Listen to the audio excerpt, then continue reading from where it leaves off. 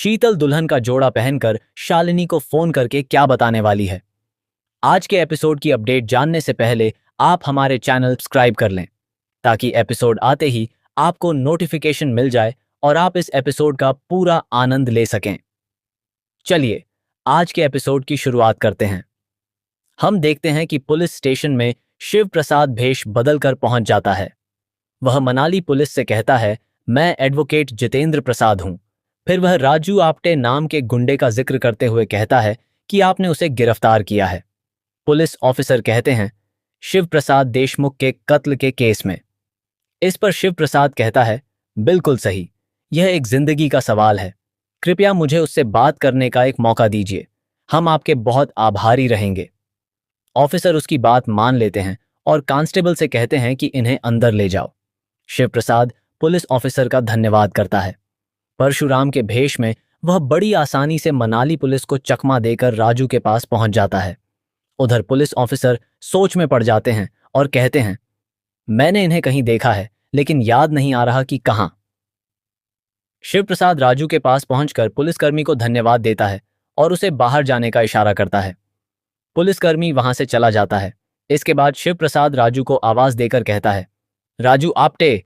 राजू पूछता है, कौन है? शिव प्रसाद कहता है, क्या तू इस चेहरे को पहचानता है? तू चोरी करता है, सुपारी लेता है और शूटर बना फिरता है। राजू गुस्से में पूछता है, तू है कौन? शिव प्रसाद बिना कोई जवाब दिए उस पर हमला कर देता है और कहता है, सच बता, तुझे यहां कौन लेकर आया? किसने तुझे सुपारी दी? क्या तू बब्बर के लिए काम करता है? राजू कहता है, मैं नहीं जानता कि बब्बर कौन है। शिव प्रसाद गुस्से में कहता है, राजू सच बता दे, वरना आज तू मेरे हाथों से मारा जाएगा। लेकिन राजू फिर भी कुछ नहीं बताता। शिव प्रसाद उसे दोबारा पीटना शुरू कर देता है। साथ ही वह इस बात का भी ध्यान रखता है कि कहीं कोई आ तो नहीं रहा। राजू कहता है, तू तो एक वकील है, फिर मुझे क्यों मार रहा है? तभी शिव प्रसाद अपनी नकली दाढ़ी और मूंछ उतार देता है। उसे देखकर राजू के होश उड़ जाते हैं। उधर पुलिस ऑफिसर अभी भी सोच रहे होते हैं कि उन्होंने इस आदमी को पहले कहां देखा है। तभी वहां शालिनी की बहन एडवोकेट नंदिनी पहुंच जाती है। ऑफिसर उन्हें देखकर हैरान हो जाते हैं और कहते हैं, आप यहां? नंदिनी कहती है, हां, लेकिन क्यों? ऑफिसर कहते हैं, आपने जिस एडवोकेट जितेंद्र प्रसाद को भेजा था। नंदिनी हैरानी से पूछती है, एडवोकेट जितेंद्र प्रसाद? यह कौन है? इधर शिव प्रसाद राजू से कहता है, मैं कॉमन मैन परशुराम हूं। 2 गोलियों का हिसाब बाकी था जो आज चुकाना पड़ेगा। तू और अभय मुझे मारने आए थे। अब सच बता, जब गोली चली थी तब मैंने मुड़कर देखा कि शालिनी देशमुख के हाथ में बंदूक थी। क्या सचमुच शालिनी ने मुझे गोली मारी थी? और तुझे सुपारी किसने दी थी? शिव प्रसाद आखिरी चेतावनी देते हुए कहता है, मैं तुझे आखिरी मौका दे रहा हूं, सच बता दे। लेकिन राजू फिर भी चुप रहता है। तब शिव प्रसाद अपनी जेब से एक लिफाफा निकालकर उसके सिर पर डाल देता है और उसे डराने की कोशिश करता है।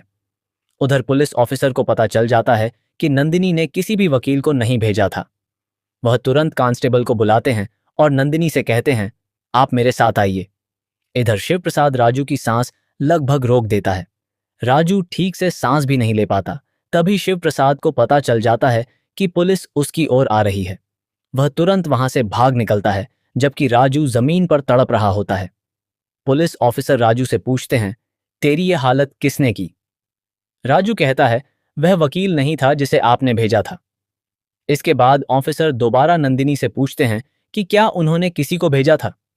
नंदिनी साफ कहती हैं, नहीं, मैंने किसी को नहीं भेजा, मैं तो खुद यहां उससे बात करने आई हूं। ऑफिसर हैरान होकर कहते हैं, ओह गॉड, फिर यहां कौन आया था? इसके बाद शालिनी चिंटू को लेकर अस्पताल पहुंचती है क्योंकि उसकी गाड़ी से टक्कर हो गई थी। डॉक्टर कहते हैं, घबराने की कोई बात नहीं है, आपके बेटे को कोई गंभीर चोट नहीं आई, सिर्फ हाथ और पैर छिल गए हैं। डॉक्टर चिंटू को समझाते हैं कि सड़क पर इस तरह नहीं दौड़ना चाहिए। फिर शालिनी से कहते हैं, आप कैसी मां हैं? अगर बच्चे को कुछ हो जाता तो? यह सुनकर शालिनी चिंटू को गले लगाकर रोने लगती है और कहती है, मैंने सब कुछ खो दिया है, अब मेरे पास कुछ भी नहीं बचा। बेटा, मेरी बात मानो, तुम्हारी मम्मी ने कुछ नहीं किया। मैं तुम्हारे सिर पर हाथ रखकर कसम खाती हूं कि मैं निर्दोष हूं। तभी शालिनी का फोन बजता है। डॉक्टर उन्हें फोन उठाने की अनुमति देते हैं। शालिनी फोन उठाती है तो सामने शीतल का वीडियो कॉल होता है। शालिनी पूछती है, तुमने मुझे फोन क्यों किया? शीतल मुस्कुराकर कहती है, एक खुशखबरी देने के लिए। मैं शादी कर रही हूं। शालिनी कहती है, तो मुझे यह सब क्यों बता रही हो? शीतल जवाब देती है, क्योंकि दूल्हा आपकी पहचान का है। शालिनी पूछती है, कौन है? शीतल कहती है, वह आपके कॉलेज में पढ़ता था, लेकिन अभी उसका नाम नहीं बताऊंगी। यह आपके लिए सरप्राइज है। शादी वाले दिन आपको बुलाऊंगी, तब खुद अपने दूल्हे को देख लेना। इतना कहकर शीतल फोन काट देती है। वह एक तरफा प्यार में पूरी तरह पागल हो चुकी होती है। वह दुल्हन की तरह सजने संवरने लगती है और आईने में खुद को देखकर खुश होती है। वह मन ही मन कहती है, इतने सालों बाद मैंने फिर से शादी का जोड़ा पहना है। अब मैं अपने सपनों के राजकुमार से शादी करूंगी। कभी वह हंसती है तो कभी रोने लगती है। दूसरी तरफ कुलकर्णी गुस्से से आग बबूला होता है। वह अपने आदमी से कहता है, तुमने पूरा खेल बिगाड़ दिया। अगर बच्चा गाड़ी के सामने आ गया था तो ब्रेक क्यों लगाया? उसे खत्म क्यों नहीं किया? वह आदमी कहता है, सर वह बच्चा था, मुझे उस पर तरस आ गया, इसलिए मैंने ब्रेक लगा दिया। कुलकर्णी गुस्से में उसे मारने लगता है। तभी मनीष और कबीर उसे शांत करने की कोशिश करते हैं। कुलकर्णी कहता है, वही बच्चा सबसे बड़ी परेशानी है। उसी ने कबीर को पहचान लिया और हमारे खिलाफ गवाही दी। अगर वह खत्म हो जाता तो केस भी खत्म हो जाता। ड्राइवर कहता है, सर मेरा क्या कसूर है? आपने तो शालिनी देशमुख को मारने के लिए कहा था। आपने जो फोटो भेजी थी उसी के आधार पर मैं गया था। बच्चा बीच में कहां से आ गया, मुझे पता ही नहीं चला।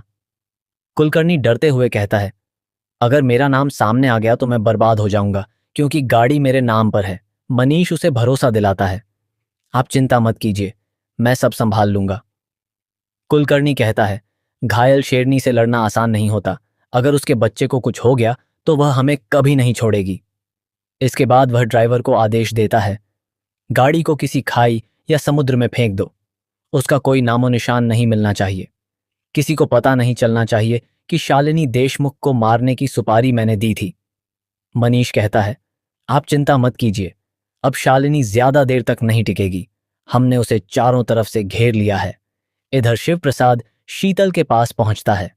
उसे दुल्हन के जोड़े में देखकर पूछता है, यह सब क्या हो रहा है? शीतल मुस्कुराकर कहती है, मैं आईने में खुद को देख रही हूं।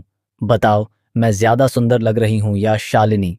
यह सुनकर शिव प्रसाद शालिनी की यादों में खो जाता है। तभी शीतल कहती है, क्या हुआ शिव, चुप क्यों हो? इसी जोड़े में मैं तुमसे शादी करने वाली हूं। मैंने तारीख भी तय कर ली है। 15 जुलाई को हमारी शादी होगी। मेरे हाथों में मेहंदी लगेगी और मेरा प्यार हमेशा मेरे साथ रहेगा। I love you Shiv. इतना कहकर वह शिव को गले लगाने की कोशिश करती है, लेकिन शिव उसे रोकते हुए कहता है, यह क्या पागलपन है? यह तारीख किसने तय की?